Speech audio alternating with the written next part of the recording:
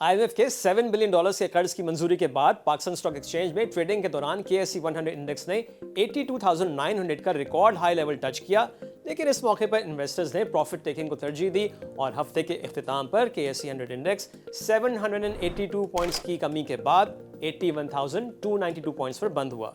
Market में selling की एक और वजह सितंबर फ्यूचर्स का रोल ओवर भी था। इसके अलावा हुकूमत और IPPs के दरमियान कैपेसिटी पेमेंट से मुज़ाकरात की अफवाहों ने भी इन्वेस्टर्स को नर्वस किया और पावर कंपनीज के शेयर्स मंदी का शिकार रहे। दूसरी जानिब FTSE रीबैलेंसिंग की सेलिंग भी कुछ स्टॉक्स में जारी रही। आने वाले दिनों में मार्केट का ट्रेंड क्या हो सकता है, इसके लिए हम बात करेंगे अमरीन सुरानी से, जो JS ग्लोबल कैपिटल की हेड ऑफ रिसर्च है। Amreen, thank you for joining us.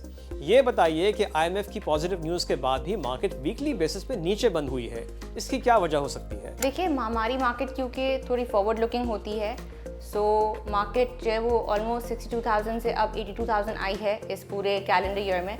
So in positive developments को प्राइस इन करते हुए ही मार्केट ने रैली किया है। साथ ही जो चीज़ कोइंसाइड हुई है मार्केट में वो है FTSE की रीबैलेंसिंग, जिसमें एक मेजर फॉरेन फंड की सेलिंग आ रही है which is a sizable amount. So उसका थोड़ा सा प्रेशर आया है एंड आई थिंक मार्केट को ये देखना चाहिए that despite of the huge selling market काफ़ी स्टेबल रही है, कुछ भी इसमें करेक्शन नहीं आई है। So this is a strong signal in my view that because of the positive developments IMF का जो बोर्ड लेवल अग्रीमेंट हुआ है, उन चीज़ों को देखते हुए मार्केट ने इस चीज़ को अब्जॉर्ब कर लिया है। अच्छा अमरीन, FTSE रीबैलेंसिंग के हवाले से बताएं कि अंदाज़न कितनी सेलिंग हो चुकी है?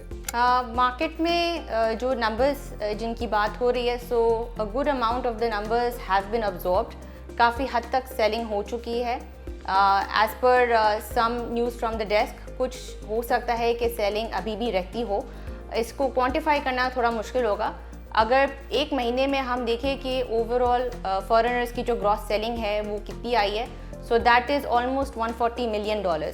So this could be almost all from the foreign fund, या हो सकता है कि इसमें कुछ और फॉरेनर्स ने भी अपनी सेलिंग शो की हो।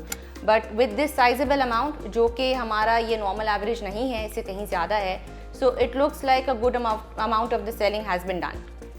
अच्छा अमरीन, ये बताइए कि इन्फ्लेशन और इंटरेस्ट रेट पर आपकी क्या फोरकास्ट है? इस महीने के लिए हम देख रहे हैं कि 7.5% इन्फ्लेशन की रीडिंग आ सकती है and this is despite month on month uptick. इसमें डिफ्लेशन का कोई भी रोल नहीं है, प्राइसेस नीचे नहीं आ रही हैं, इट्स जस्ट दैट इन्फ्लेशन का पेस नीचे जा रहा है और ये डिसइन्फ्लेशन का ट्रेंड हो सकता है कि आगे कंटिन्यू भी हो। By March there is a possibility कि हमें इन्फ्लेशन रीडिंग 6% तक भी नज़र आए and this is still incorporating a number of reforms that can be taken from here onwards. अगर इंटरेस्ट रेट पे हम देखें तो आज जो हमारा पॉलिसी रेट है दैट इज़ अराउंड 17.5%। सो अभी भी हमें काफ़ी रूम लग रहा है कि स्टेट बैंक के पास है to continue its monetary easing, जो इन्होंने जून में स्टार्ट की थी। अब तक 450 बेसिस पॉइंट्स का कट आ चुका है। हमें लग रहा है कि 4 नवंबर पे जो MPS अनाउंस होगा उसमें 150 बेसिस पॉइंट और कट हो सकते हैं, taking the total cut to 600 basis points and taking the policy rate to around 16%. By December end हमें लग रहा है कि policy rate 15% तक जा सकता है। अगले साल पे अगर हम देखें तो इन्फ्लेशन ट्रेंड क्योंकि थोड़ा सा एक अपवर्ड ट्रैजेक्टरी आ सकती है by the middle of the year, so जो इंटरेस्ट रेट कट होगा वो थोड़ा सा ग्रेजुअल हो सकता है एंड बाय सितंबर हम देख सकते हैं कि इंटरेस्ट रेट हमारे 12% तक आ जाए। अच्छा, इस माली साल में कॉर्पोरेट प्रॉफिटेबिलिटी कैसी रहेगी और कौन से सेक्टर्स अच्छे प्रॉफिट्स दिखा सकते हैं? मार्केट के वैल्यूएशंस के एंगल से अगर हम देखें तो despite of the 80-90% run up in the last 1 year, market आज भी आपको 3.8 टाइम्स के मल्टीपल्स पे मिल रही है and this is in addition to a stable double digit dividend yield. So हमें लग रहा है अक्रॉस द बोर्ड आपको वैल्यूएशंस काफ़ी अट्रैक्टिव मिल रहे हैं। कहीं पे आपको ग्रोथ स्टोरी मिल रही है, कहीं स्टेबल डिविडेंड्स मिल रहे हैं और कहीं पे वैल्यू इन्वेस्टमेंट स्टॉक्स मिल रहे हैं। So no matter whatever sector you go into, like for example if you speak about the banking sector where there are earnings declines on the card, despite that हमें लग रहा है कि क्योंकि valuations इतनी cheap हैं, सो across the board participants को काफ़ी अच्छी अपॉर्चुनिटी मिलेगी in the market for a good run up, a decent dividend yield and capital upside. Amreen, thank you for your views. अगले हफ्ते के इवेंट्स पर नजर डालते हैं तो पहले ही दिन TRG और पंजाब ऑयल मिल्स के फुल ईयर के रिजल्ट्स का ऐलान किया जाएगा और इसके अलावा हुकूमत पेट्रोलियम मसनूआत की नई कीमतों का ऐलान भी करेगी। एनालिस्ट के मुताबिक पेट्रोल की कीमत में 1 रुपये और डीजल की कीमत में 3 रुपये फी लीटर कमी की उम्मीद रखी जा सकती है। मंगल अक्टूबर की पहली तारीख है और इस दिन इन्फ्लेशन और ट्रेड के नंबर्स रिलीज किए जाएंगे। सितंबर के महीने में महंगाई की शरह में मजीद कमी की उम्मीद है और ये 7 से 8% के दरमियान आ सकती है। बुध को गनी ग्लास के फुल ईयर का रिजल्ट का ऐलान होगा। इसके अलावा बुध को टी बिल्स का ऑक्शन और ऑयल सेल्स और कॉटन जिनिंग के नंबर्स भी जारी होंगे और जुमे को हस्बे मामूल वीकली इन्फ्लेशन का नंबर आएगा। और अब इस हफ्ते के टॉप 5 गेनर्स। इस हफ्ते फौजी फर्टिलाइजर कंपनी के शेयर प्राइस में सबसे ज्यादा इजाफा हुआ जो 10.2% रहा। ग्लैक्सो 10.1%, अस्करी बैंक 9.7%, फौजी फर्टिलाइजर बिन कासिम 9.2% का इजाफा और थल लिमिटेड की शेयर प्राइस में 6.3% का इजाफा हुआ। और अब इस हफ्ते के टॉप 5 लूजर्स। इस हफ्ते सबसे ज्यादा कमी निशात शून्य पावर की शेयर प्राइस में हुई और ये 19.9% नीचे रहा। निशात पावर 13.9%, हपको की शेयर प्राइस में 13.5% की कमी हुई। पाक जन पावर 12.6% और पाक गल्फ लीजिंग की शेयर प्राइस में 12.2% की कमी हुई।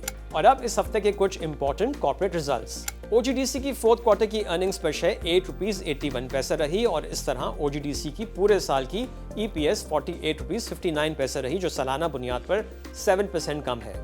कंपनी ने ₹4 का डिविडेंड अनाउंस किया और इस तरह पूरे साल का डिविडेंड ₹10.10 रहा। OGDC की सेल्स पिछले साल के मुकाबले में 12% ज्यादा रही जिसकी बुनियादी वजह ऑयल प्रोडक्शन में 2% का इजाफा और रुपए की कदर में कमी थी।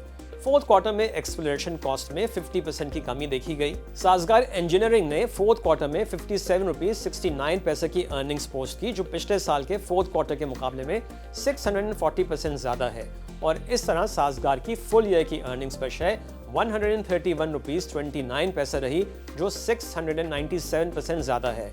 कंपनी ने ₹12 का डिविडेंड अनाउंस किया जिसके बाद पूरे साल का डिविडेंड ₹20 पर शेयर बनता है। कंपनी के प्रॉफिट में इजाफे की बुनियादी वजह इसकी गाड़ियों की सेल्स में 194% का इजाफा है। इंटरलूप की फोर्थ क्वार्टर की अर्निंग्स पर शेयर ₹1.87 रही जो 56% कम है।